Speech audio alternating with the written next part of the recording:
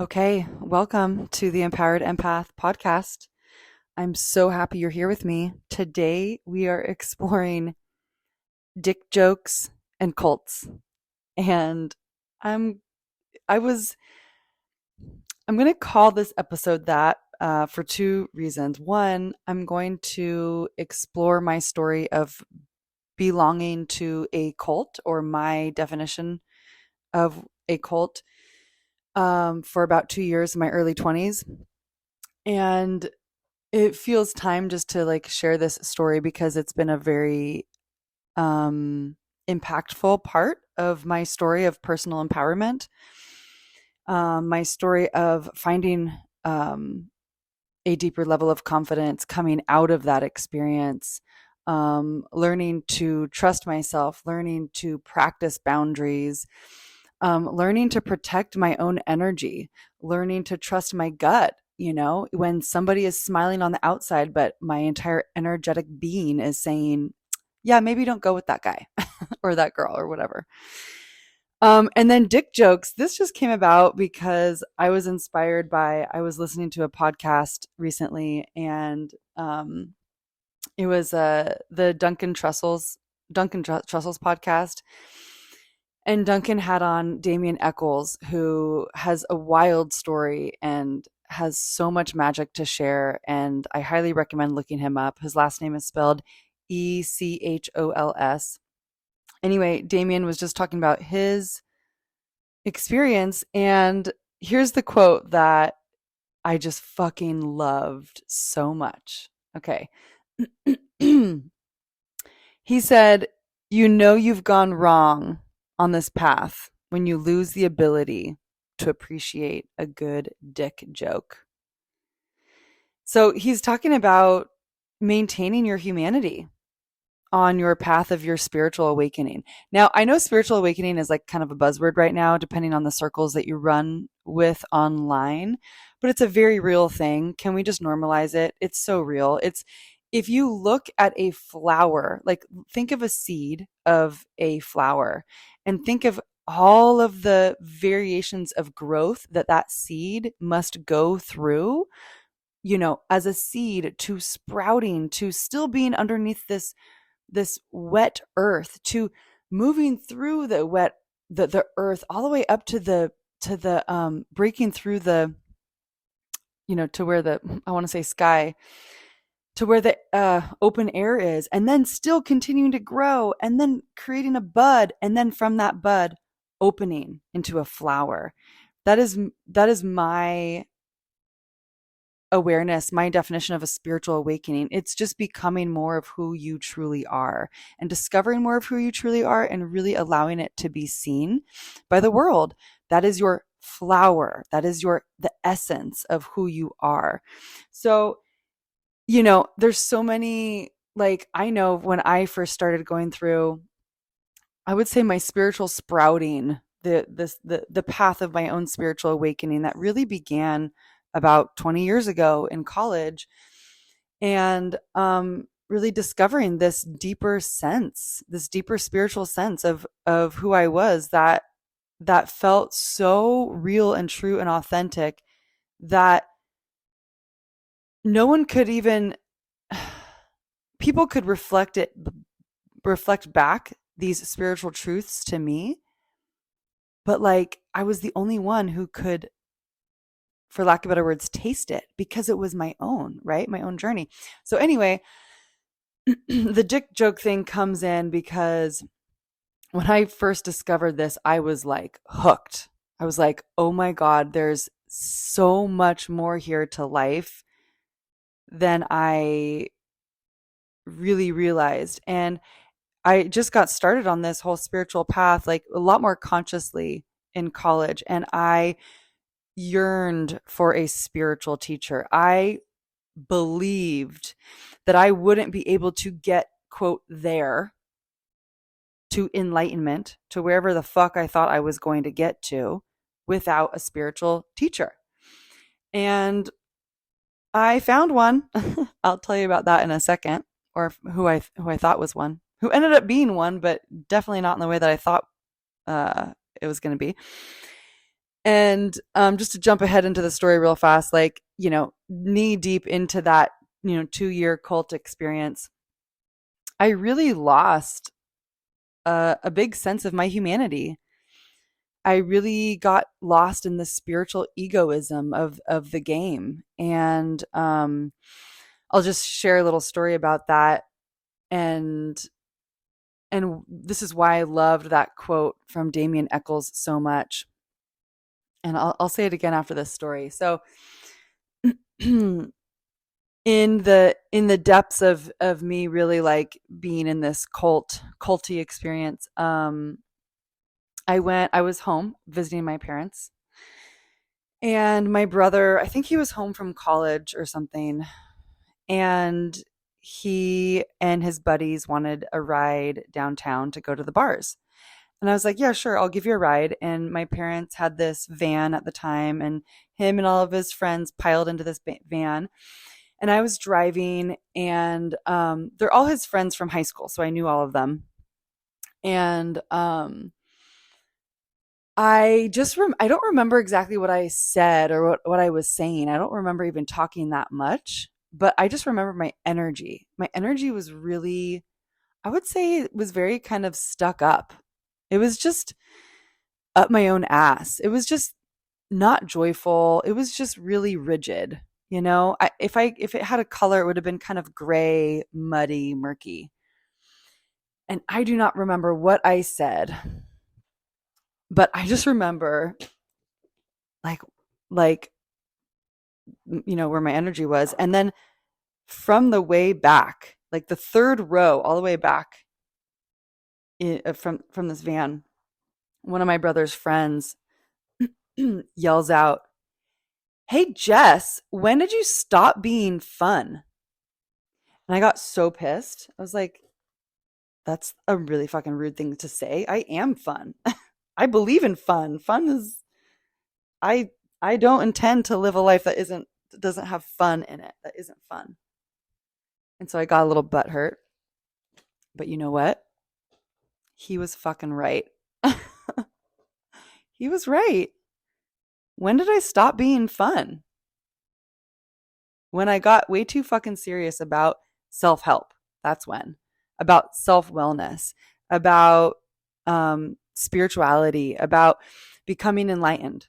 That's when I stopped being fun for myself and like for other people, which obviously it's not, the goal is not to be fun for other people. The goal is to be fun for myself. So I'm going to say that quote again.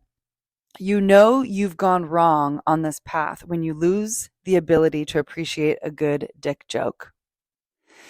So maybe dick jokes aren't your thing. Maybe something else is your thing that really loosens you up, that is like the grease to your wheels. But that's what inspired, my fucking notebook keeps falling down. That's what inspired this podcast today. So I've been I've been wanting to talk about my cult experience for a while, just because, like I said, it was a big part of my journey. And it just feels like now's the time. And my purpose in sharing my experience is to normalize what it's like to feel so disempowered that you think that you need someone else to show you the way, when in fact you don't. You don't need someone else to show you the way. That is a belief that I have. I do believe that everybody is whole at their core. I love what my friend Pia says, who's also a coach, and she says, everyone is naturally creative, resourceful, and whole. I truly believe that down to my core.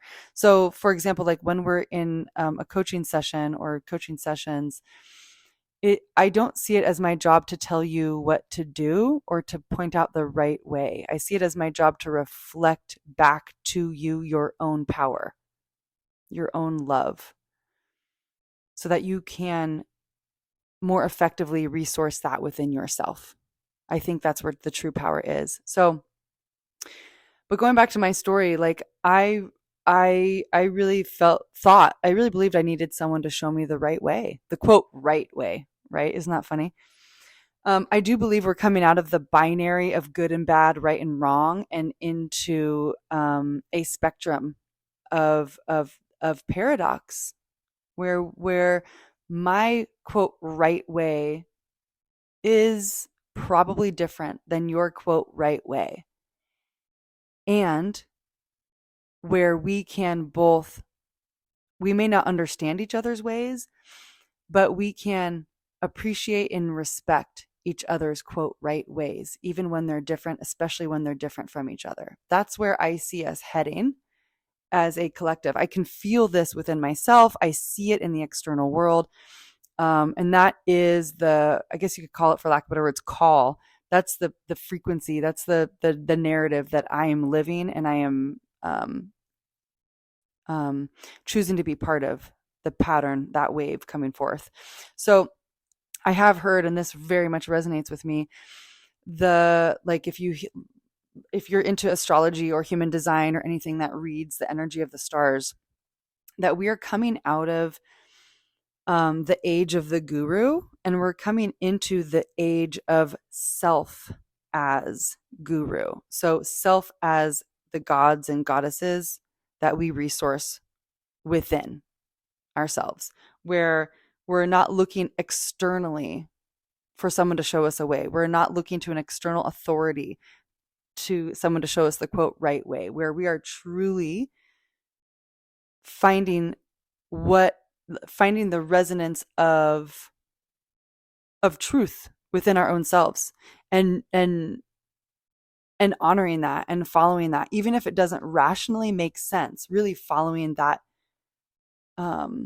I don't know if it's a gut feeling, but really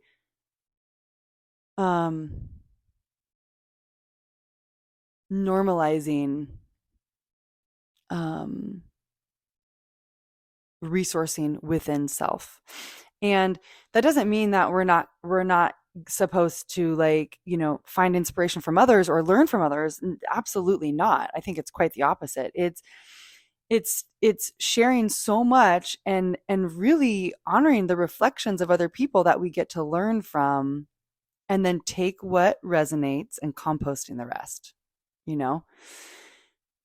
which is why I think it's so important for all of us to continue to do this work and to have fucking fun doing it. Because the more fun that we have, the brighter that we shine.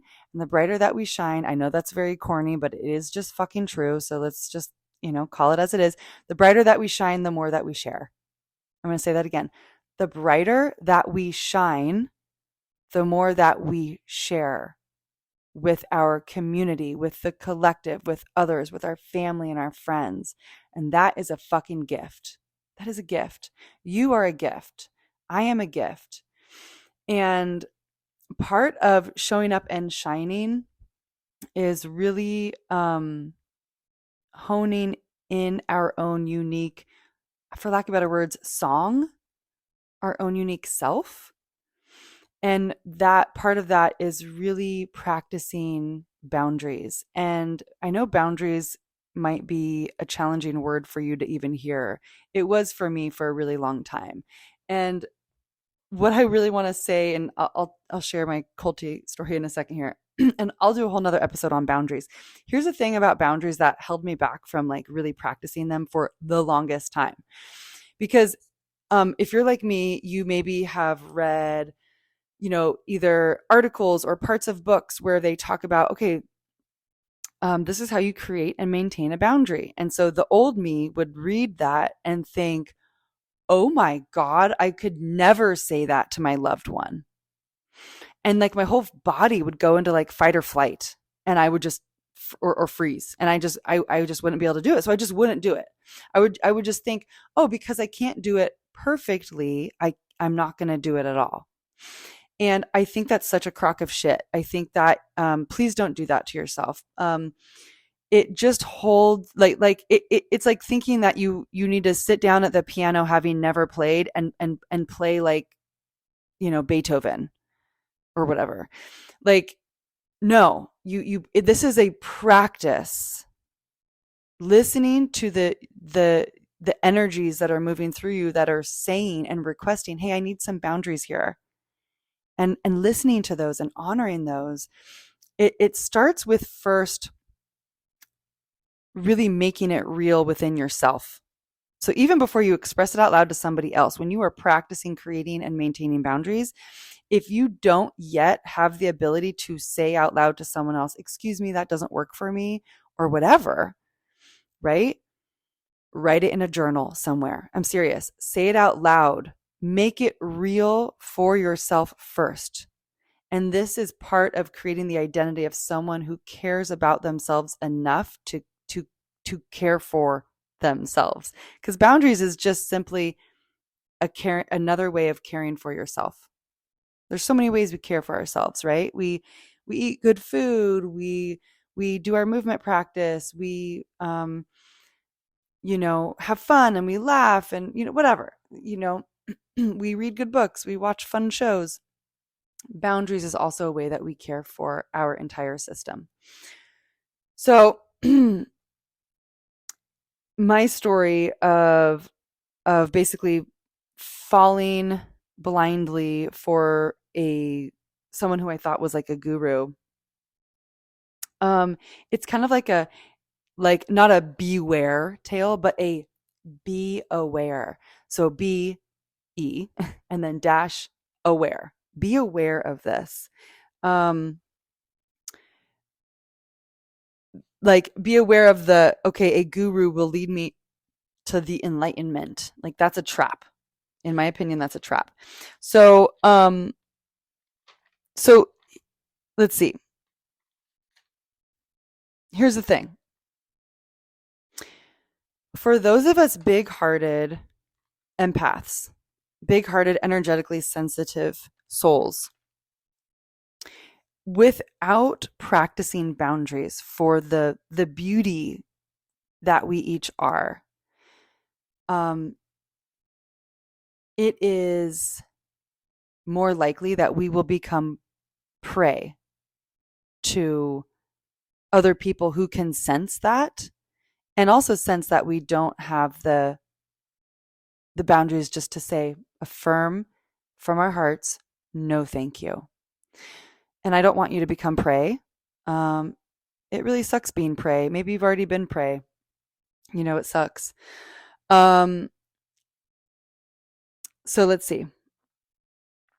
How do I want to get into this? Okay, I think I want to say my definition of a cult, and I'm sure there's I've looked up the definition before and I've been like, yeah, okay, that resonates. And the thing is a cult, like boundaries, like there's not only one way for a cult to behave. Like, I know there's definitions, like we have to have definitions in order to understand things in a certain way, right? I'm describing this culty experience.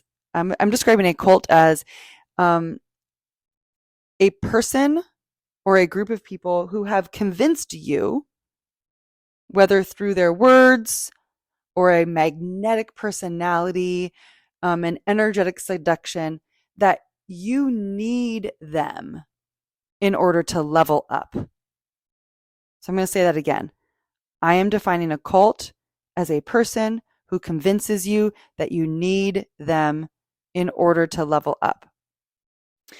And this is a very subjective definition, right? Because this is my own story of what it was like from my perspective. And I just really want to own this as my own perspective. And I've done a lot of work over the years to forgive this person and forgive myself for going down this path. And I've chosen to use this story as part of my own personal empowerment journey. And if you've discovered someone along your life path who you have interpreted as, quote, taking your power, which is how I used to interpret this story, taking your power, I really encourage you to Well, to listen and forgive yourself and normalize this, and then really change the narrative, change how you tell that story to yourself, because it can actually be part of how you found your power in a way deeper than you ever could have. Because if this person hadn't come along in my life and quote taken my power, it would have been another person. It would have been somebody else. I do believe that, just because energetically where I was coming from. I was coming from a very weak, um God, I don't even like saying the word weak. I really don't. I was really coming from a needy place. I was coming from a needy place, I guess you could say. And that's not good or bad. It just is. Call a spade a spade. It just is. It just was. So anyway, the person who tells you that you need them in order to level up is always a lie. I do believe that. I don't care if it's a spiritual teacher, a coach, a therapist, a business, whatever. I don't care who the fuck it is. It is always a lie. Now, can people offer you things that can help you find your own empowerment or can consult you? Absolutely, yes. But if someone is trying to convince you that they are the golden ticket, fucking run away from that person as fast as your legs will carry you. Even if they're smiling. Like, here's the thing about vampires. A vampire has to be invited.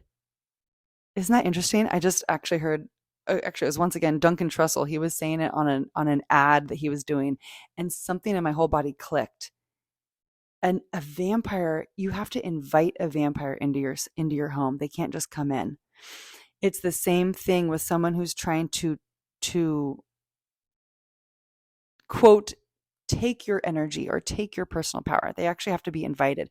They're, in my opinion, in my experience, they always are saying nice words. They're saying like the quote right things, but your energy knows. Your energy always knows. And especially if you're listening to this, you're energetically sensitive. Your energy is already speaking to you. You already know that. You're already at that baseline. We're talking the same language here. I'm going to guess that you have ignored what your energy has told you a time or two. And maybe that's one of the reasons why we are connecting, because I have certainly done that myself too. And here's the thing, you and I both know it never leads anywhere good when we ignore that. And let's ask why. Why do you or did like why do we ignore our energy when it's speaking to us? It's because of societal programming, cultural programming, familial programming. All it is showing us an outdated program, aka a belief system within our minds and our bodies that needs to be updated. How do we update that? We alchemize it through our emotions. Okay, I don't want to get too off topic. Let's see here. Okay, let me just share a little bit of this story. Holy shit, we're already 23 minutes in. Okay. I think I just want to share, I was in this experience for about 2 years, and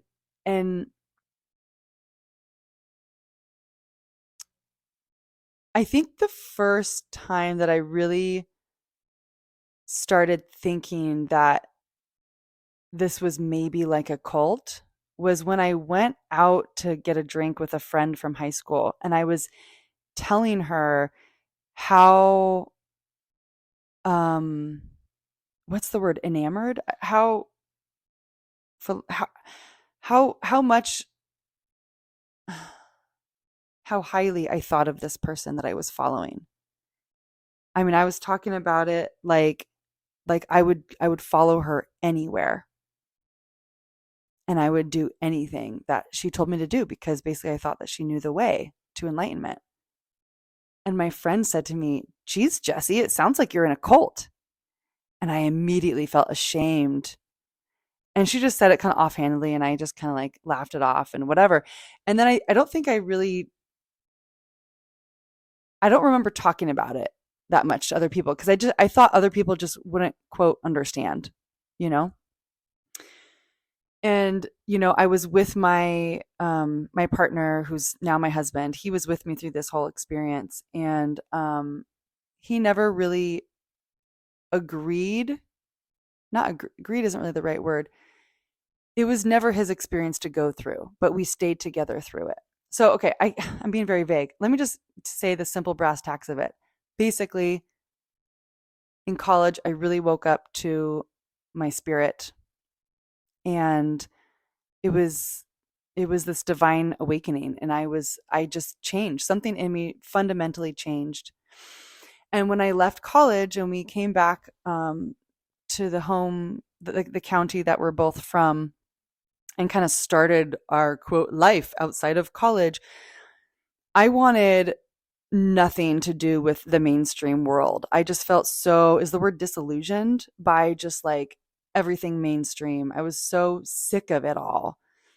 I felt lied to by it all. And I just really wanted to follow more of this, like this crack open that I had discovered in college, this spiritual crack. And I'd put out this call for a spiritual teacher. And the thing I didn't realize for so many years is that when I put out that call, like, I want a spiritual teacher, I made the call from a place of unworthiness. I really didn't think I was worthy enough to discover all these spiritual truths within myself. Fast forward to now, that's all that I do. I'm constantly learning from other people for sure, but I am the first and foremost filter that all of this goes through. And I'm now always test driving everything with myself. I'm sitting with myself. I'm downloading visions for myself. I'm curating visions for myself. I'm processing emotion. Like, I am now my own guru in a way. I don't even like how that sounds. That sounds really icky. I retract that statement. I am my own best friend. That's how I'm going to say it. I am my own best friend. And so, anyway, back to rewinding. All those years ago, I got introduced to this one woman, and she, you know, she talked the talk. She walked the walk. She was so, she exuded not just an air of confidence and charisma and jubilance, but she could manipulate energy unlike anybody I had ever met. And in my mind, anyone who could manipulate the unseen world of energy, in my mind, I automatically put them in the altruistic category. I thought someone who was that in tune with subtle energies automatically had my best interests at heart. So I just trusted them. I thought that they knew better than me. I thought she knew better than me. I thought she knew the way. She would always say these things in like almost like code, that you'd like read between the lines, and like it would kind of keep you, going with her. Like, I remember when I first met her, she was talking about enlightenment without actually saying the word enlightenment. And she was like, yeah, it takes about 2 years, 2 years of hard work. And in my mind, I'm like, 2 years. All right. I can do 2 years. And I just like dedicated myself to her. I would follow her anywhere. And the way that I ended up working with her for about 2 years was I worked for her. She had this business, and I worked for her. She did like spiritual workshops and stuff, but me and her, and then there was another person who was and is still a dear friend of mine. We were like on the inside, the inner circle. And so we knew all of the realness that went on behind the scenes, like all down to the shadowy stuff that went down. But me and my other friend, we were so disillusioned. Well, I'm not going to speak for my friend. She has her own story, but like, I was so disillusioned that every time that this person that I was following, that I thought was my spiritual guru, every time she did something that in my heart of hearts didn't line up with my own integrity, but I still followed and went along with the actions, I just kept making all these little cuts, these little slices against myself. Like, she would say one thing, and even though it didn't resonate with me, I never knew how to say no. That's something I think that would be a really great red flag for anybody that you learn from. Anybody who convinces you that their way is the best way. Like anyone who never teaches you how to say no, like that's a red flag. That's something that I've started saying to my kids now that they're 10 and 8, and I've like become so much more aware of how boundaries are like one of the most important things in really being a resilient and strong and loving, compassionate human. Someone who doesn't develop resentment is the word no. And even if you can't say it like flat out like that, no, just like using qualifiers, saying like, I know you really want me to do that, but it just doesn't sit with me right now. At first, or for some reason, I don't really want to do that, and I'm just going to follow that. It doesn't have to be like no. Like you can make it your own. So anytime anybody said no to her, this person I was following, she would make it out like they didn't know what they were talking about. I mean, mic drop right there. I could just end this podcast right fucking there. Ooh, that sits deep in me. I can feel that. It's like resurfacing some memories. Like anytime someone would say no to her, and usually this is only people like on the inner circle, she would um make it out like they didn't know what the fuck they were talking about. That's some bullshit. That's some bullshit. Anybody who takes you farther away from your own knowing is leading you to bullshit, is leading you to the landfill of crap. So anyway, I worked for this person. I could never say no to them, to her. I tried and I went into like total fight or flight. She very much took advantage of, in my opinion, looking back, like I was very much prey and she was very much a predator. And she took advantage of my inability to say no to her and my just like total dedication to her. And I was like in it. And this is where that story about the dick joke comes back up about, my brother's friend yelling back, Jesse, when did you stop being so fun? I really started, I didn't know it at the time, but like over time, I lost a lot of sense of joy, a lot of sense of self-worth, a lot of confidence. Like I think that people may not have noticed it on the outside that much. I mean, I really don't know. I could certainly, you know, ask people, but like on the inside, I was really struggling. And I just didn't think I fit anywhere else. I didn't think anyone else would understand me and my energetic nuances and what I really wanted to accomplish in this world. I, I just didn't see it happening for me anywhere else but within this circle.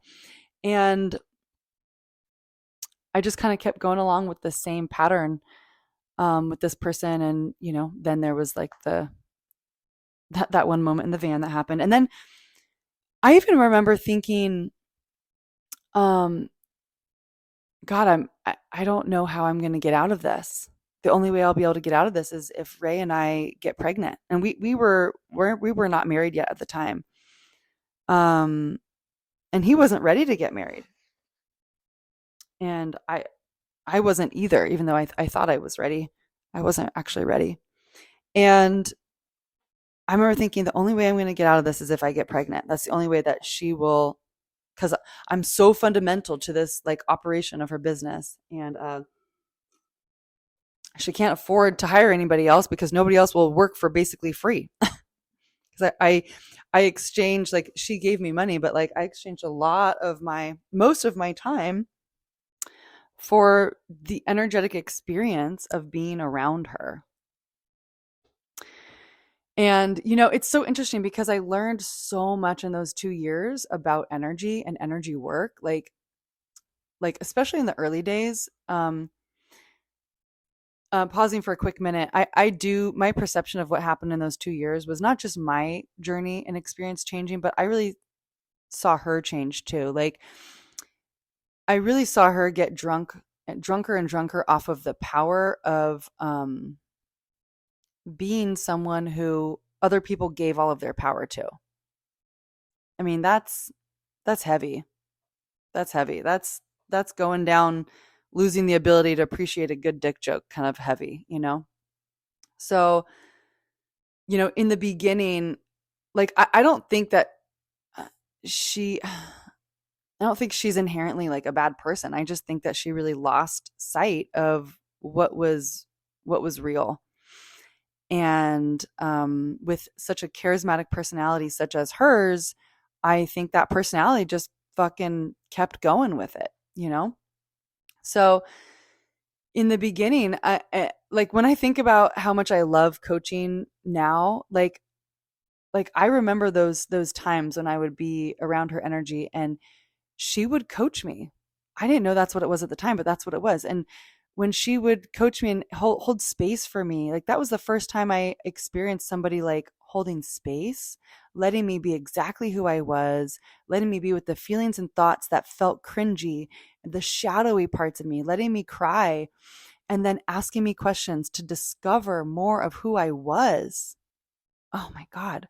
Isn't it funny that the birth of the passion of what I do now like is entangled in the shadow of this experience, you know? It took me a really fucking long time to untangle all of that. Actually, when I left, which I'll tell you about in a second how that happened, but when I left, I was I couldn't even think of anything spiritual at all. Like anything spiritual, I would just kind of throw up about. And it was about at least 6 months that I just was like, I attributed everything spiritual, energetic, all of it to her. And I had to completely divorce myself and separate myself from that entire world for a while before I started finding my own way back into that realm again. Because it's such a big part of me. Um, energy, spirit, all of that, listening to your own self, your own personal empowerment, like that kind of stuff.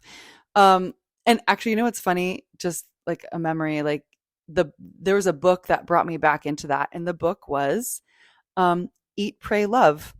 I remember listening to it on CDs when I would make the 40-minute drive to work every day at my very mainstream job. Thank you very much. When I started shaving my armpits and putting on makeup and even using a hairdryer for my hair.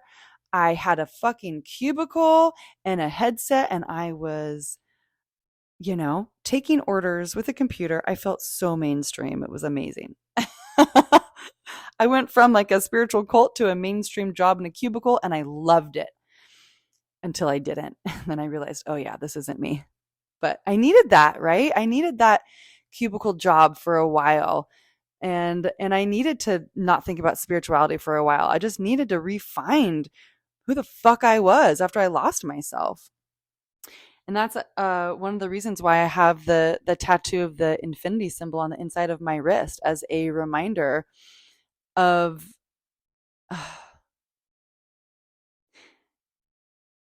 I'm not actually going to go into that right now, but it was a reminder of me finding myself again, finding my spiritual core again after I really lost it in those 2 years. So anyway, where was I? Okay, so yeah, really gave myself to this person. Oh yeah, it was almost like cutting. When I had one of my dearest friends in high school. She would cut herself, and I've never experienced that, so I can't speak to that life experience physically, but I can speak to it. So I don't know what that is like personally, right? To physically cut yourself, but I do know what it's like to energetically cut yourself over and over and over again, to do actions so out of line with your integrity that even though each one is a small little cut, it hurts and it hurts and it hurts and it adds up and it adds up and it adds up.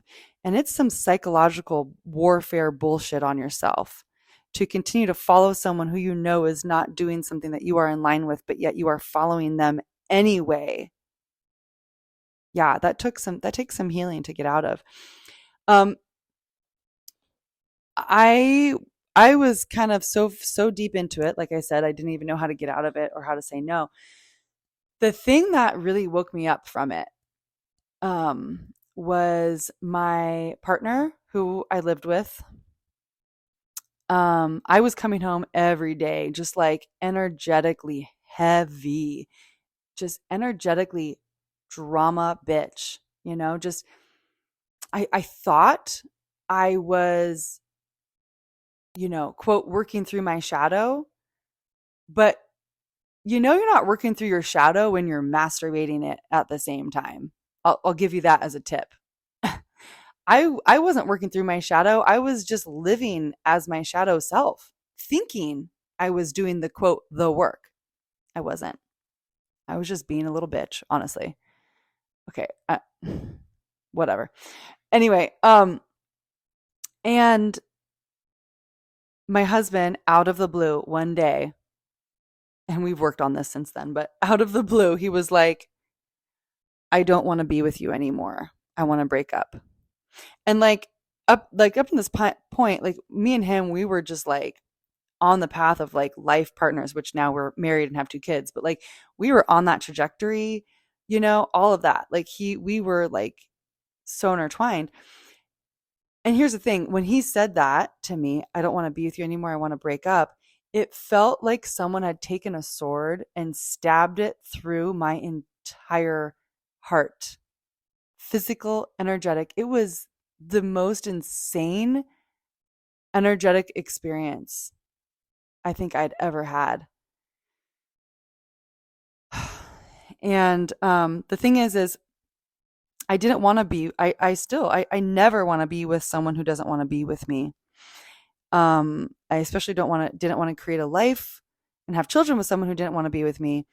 And so I honored that. And I said, okay, I said, look, this came out of the blue for me. Let's put it all out on the table. Let's talk about it. And so that's what we did. That's one of the things we talked about too, is like, for him, he needs to communicate with me along the line. So it's not coming to like a breaking point. Like I need to know, in advance, like, hey, if there's something not working for you, like let's talk about it. Right. But that's what we did. We just put our entire full selves, like, what do you call that? No holds bar, like everything out on the table. And he shared all the things with me that he didn't like about what I was bringing to the table. And I shared all the things with him that I didn't like what he was bringing to the table.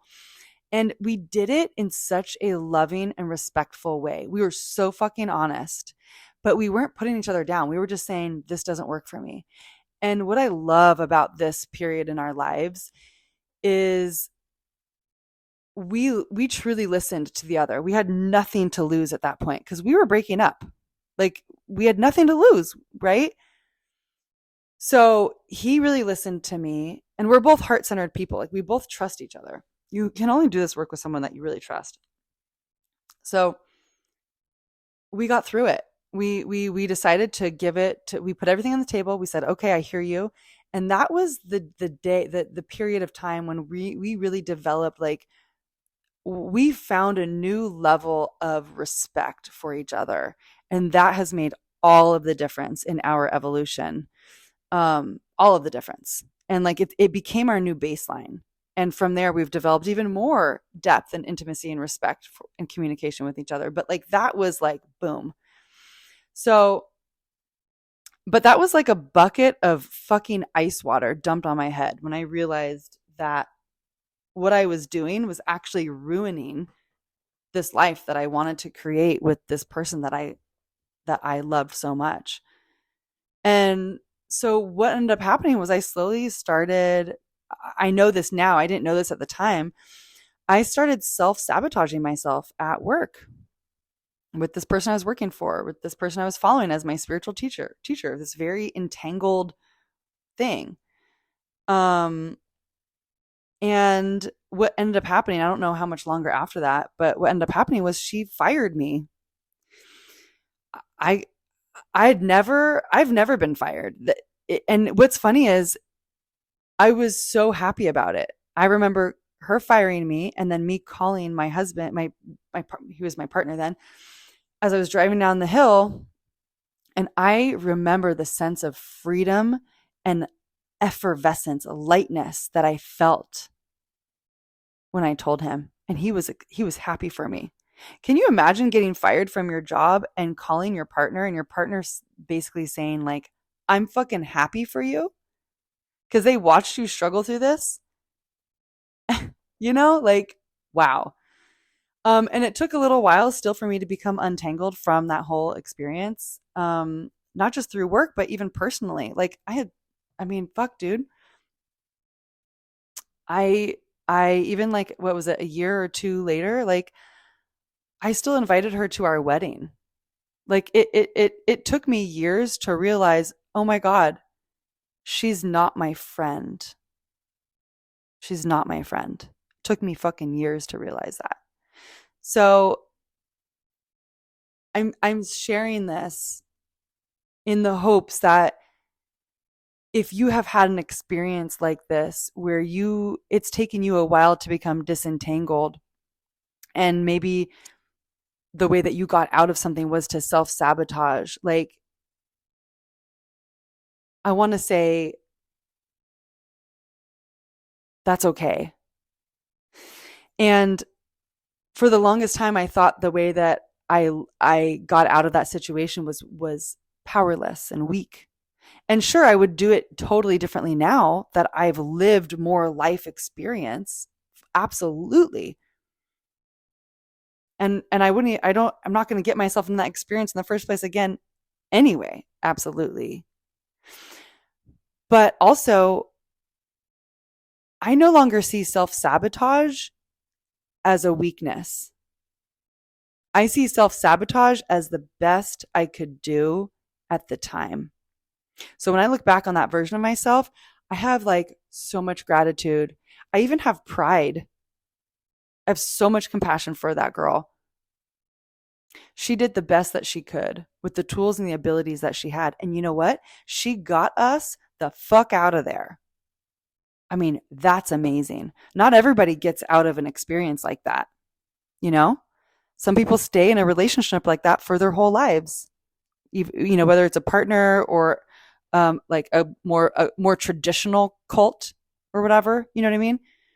But that bitch, that past me, she got us the fuck out of there. And I am so grateful because I got the life that I wanted back. I got to work on the life that I actually wanted back. So obviously there's so much more to say about a 2-year experience where you lose your power, but I think wow, it's 48 minutes. That's definitely enough for now. And I want this to be like, I believe that it is imperative for those of us who are big-hearted, energetically sensitive people that we support each other's autonomy and sense of personal power by practicing boundaries, not just with ourselves, but encouraging boundaries and practicing boundaries with those who are closest to us, with those that we love the most, that we are traveling this path with. When somebody who is close to you says no in whatever way they can, like, let's practice celebrating that. I mean, because that takes courage to say no, especially to be practicing that for maybe some of the first times. So, I think it's incredibly dangerous to not practice boundaries. I mean, obviously from this story. And I just want to encourage you to continue to just practice and start anywhere you are.